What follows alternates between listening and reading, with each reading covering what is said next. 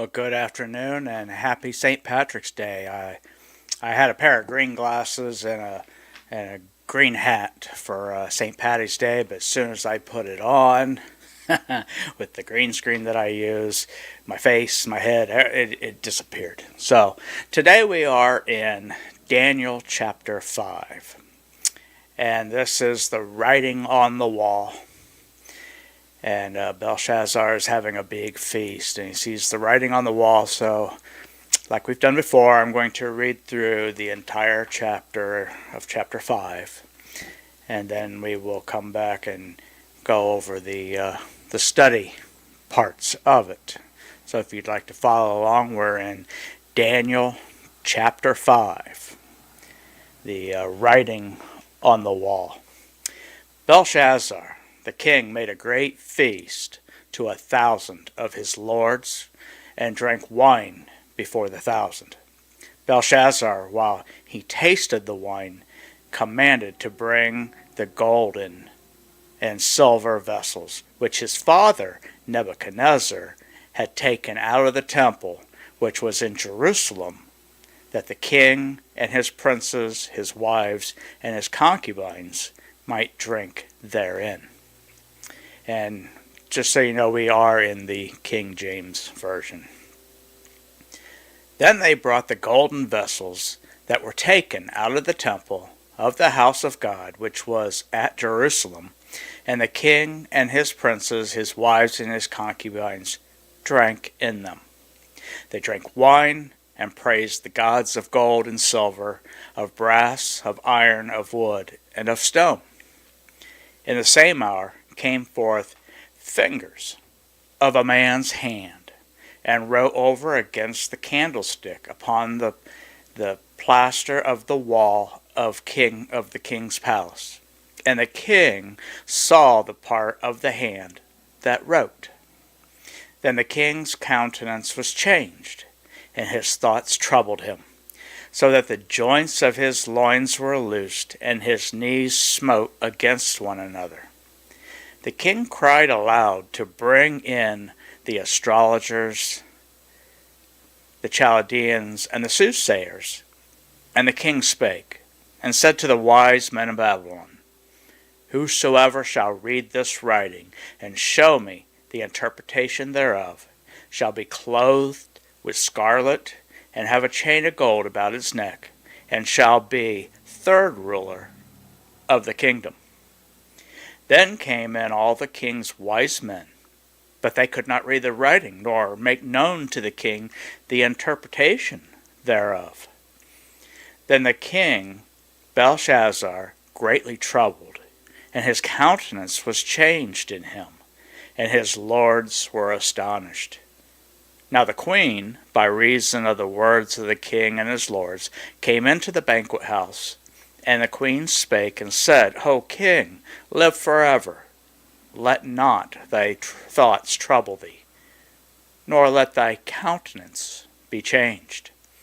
There is a man in the kingdom, in whom is the spirit of the holy gods, and in the days of thy father light and understanding and wisdom, like the wisdom of the gods, was found in him, whom the king Nebuchadnezzar thy father, the king, I say, thy father, made master of the magicians, astrologers, Chaldeans, and soothsayers. For as much as an excellent spirit and knowledge and understanding and interpreting of dreams and showing of hard sentences and dissolving of doubts were found in the same Daniel, who the king named Belteshazzar. Now let Daniel be called, and he will show the interpretation. Then was Daniel brought in before the king, and the king spake and said unto Daniel, Art thou that Daniel, which art of the children of the captivity of Judah, whom the king, my father, brought out of Jewry? I have even heard of thee, that the spirit of the gods is in thee, and that light and understanding and excellent wisdom is found in thee. And now the wise men, the astrologers, have been brought in before me, that they should read the writing, and make known unto me the interpretation thereof. But they could not show the interpretation of the king. And I have heard of thee, that thou canst make interpretations, and dissolve doubts. Now if thou canst read the writing, and make known to me the interpretation thereof, thou shalt be clothed with scarlet, and have a chain of gold about thy neck, and shalt be the third ruler of the kingdom. When Daniel answered and said before the king, Let thy gifts be to thyself, and give thy rewards to another. Yet I will read the writing unto the king, and make known to him the interpretation. O thou king, the Most High God gave Nebuchadnezzar thy father a kingdom, and a majesty and glory and honor. And for the majesty that he gave him, all people, nations, and languages trembled and feared before him. Whom he would he slew, and whom he would he keep alive, and whom he would he set up, and whom he would put down. But when his heart was lifted up, and his mind hardened in pride, he was disposed from the kingly throne, and they took his glory from him. And he was driven from the sons of men, and his heart was made like the beasts, and he is dwelling with the wild asses. They fed him with grass like oxen, and his body was wet with the dew of heaven, till he knew that the Most High God ruled in the kingdom of men, and that he appointeth over it whosoever he will. And thou his son, O Belshazzar, hast not humbled thine heart. Thou knewest all this, but hast lifted up thyself against the Lord of heavens, and they have brought the vessels out of the house before thee, and thou and thy lords, thy wives, and thy concubines have drunk wine in them, and thou hast praised the gods of silver and gold, of brass, iron, wood, and stone, which see not, nor hear, nor know, and the God in whose hand thy breath is, and whose are all thy ways, hast thou not glorified. Then was the part of the hand sent from him, and this writing was written. And this is the writing that was written. Mene, Mene, Tekel, Upharsin. This is the interpretation of the thing, Mene. God has numbered thy kingdom and finished it. Tekel, thou art weighed in the balance, and art found wanting. Peres, thy kingdom is divided and given to the Medes and the Persians. Then commanded Belshazzar, and they clothed Daniel with scarlet, and put a chain of gold about his neck, and made a proclamation concerning him, that he should be the third ruler of the kingdom. In that night was Belshazzar, the king of the Chaldeans, slain. And Darius the Median took the kingdom, being about 62 years old. That's the end of chapter 5, the writing on the wall. And the writing on the wall, I'm kind of looking over to figure out, is it this one? No, it's this one, yes. As you can see right here, This is the Aramaic writing, or is that the Hebrew? I can never keep the two straight. Mene, tekel, upharsin. So let's go through the study portion of this. Okay. 66 years had elapsed since the events of Daniel 1, which tells of Nebuchadnezzar's first strike against Jerusalem in 605 BC. Nebuchadnezzar died in 562 after a reign of 43 years. His son, Evil Merodach, ruled from 562 to 560. His brother-in-law, Neriglissar, reigned 4 years, from 560 to 556. After a 2-month reign by Labashi Marduk in 556, the Babylonian Empire continued from 556 to 539 under the command of Nabonidus. Belshazzar was the son of Nabonidus. His reign alongside his father from 553 to 539. Now, please don't judge me on the pronunciation of these names. It seems like the Old Testament names, they're not easy. Archaeologists have discovered Belshazzar's name on several documents. He ruled with his father, Nabonidus, staying home to administer the affairs of the kingdom while his father tried to reopen trade routes taken over by Cyrus and the Persians. Belshazzar was in charge of the city of Babylon when it was captured.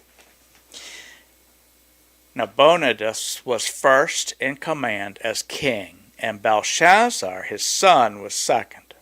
The person who could read the writing would be given third place in command, which was the highest position and honor that Belshazzar could offer.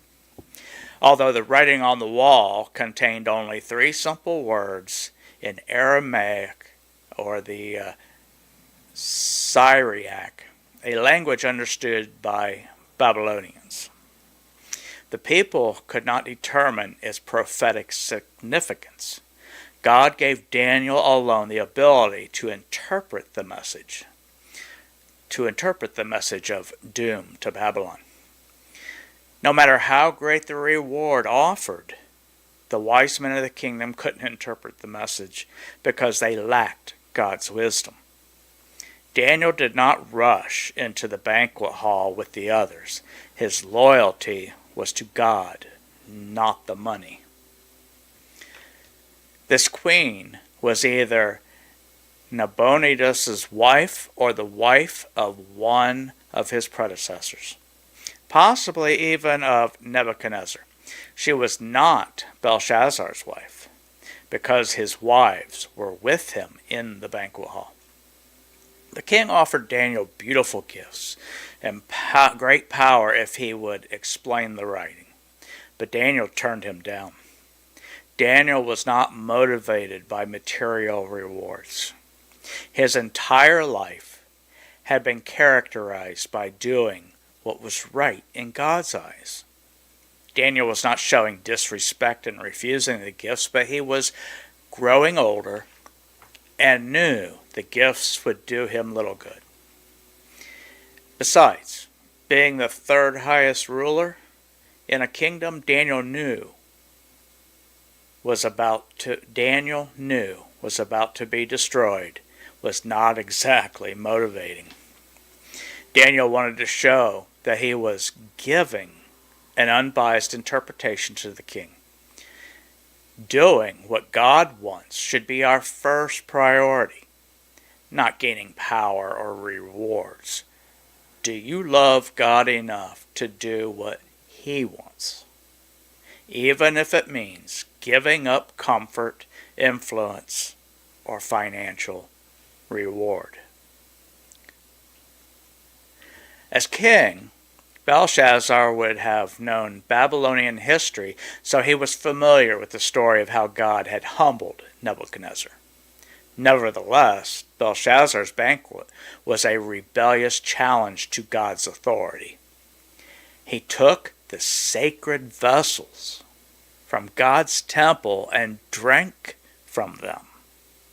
No one who understands that the high God rules over the whole universe should be foolish enough to challenge him. Often kings would kill the bearers of bad news, but Daniel was unafraid and told the truth. He had been steadfast in living and telling the truth since his youth. In this case, he knew Babylon would be overrun and Belshazzar would be killed. Daniel still used the opportunity to reveal the sin of Belshazzar and his companions, pointing them to God and urging them to humble themselves before him. Humble themselves before him. Unlike Nebuchadnezzar, however, Belshazzar did not humble himself. We should tell the truth, even when we face pressure to please others or conform. Like Daniel, we should be bold when we are in a position to speak against those who defy God's authority and lovingly point them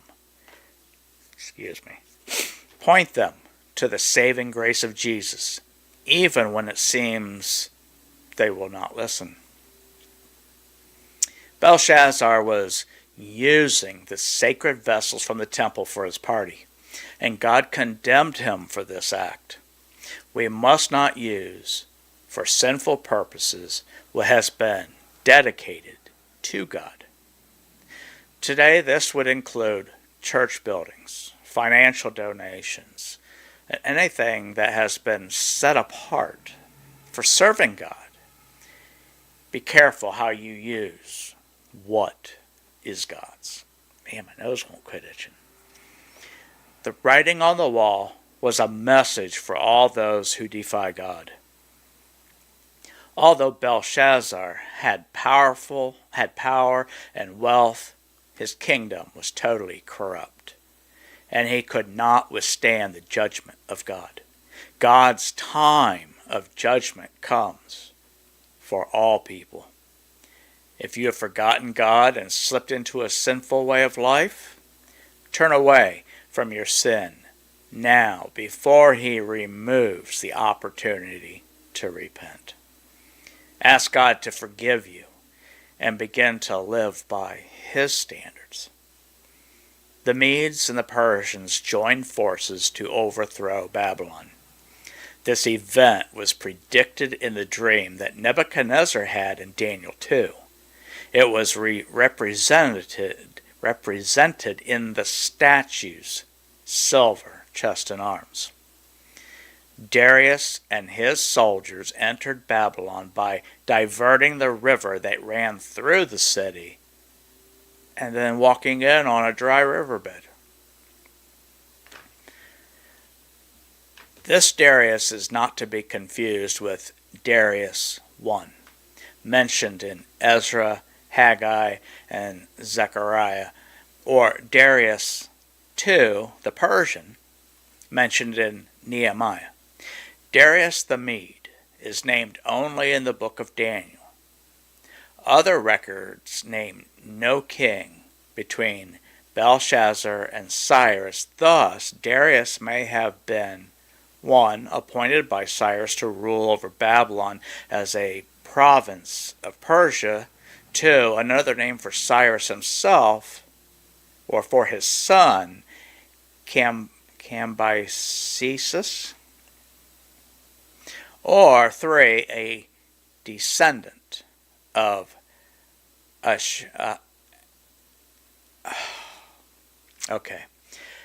Ahasuerus, who is usually called Xerxes I. Man, I tell you, like I said, sometimes the names in the Old Testament are quite different. So even though the king knew all the history and how many kings was in between, and he knew exactly what he should have been doing, but he still defied God,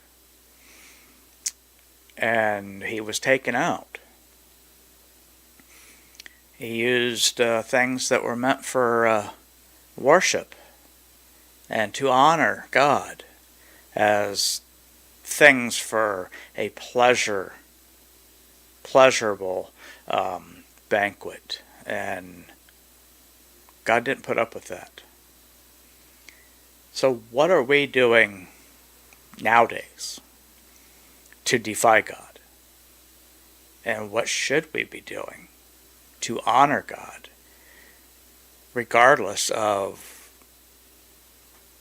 what somebody may say about us, or what somebody may think that, oh, you're delusional, you believe all that? Well, the answer is yes. I do believe all that, and I believe that when we do things that dishonor God, bad things can come our way. And we should be honoring God with the things that we're meant to honor Him with. And I don't know of any person nowadays, I don't think there's anyone that can actually tell the future like Daniel did. But of course we know Daniel was told things by God, and that's how he knew. So we need to be listening to what God has for us and what we should be doing, and we should be honoring Him each and every day. So next week we will be in Daniel 6, and the title on that is Daniel in the lion's den, and that will be our next video. So you have a blessed rest of your day, a blessed rest of your week, and we will see you next time in the next video. And thank you for listening.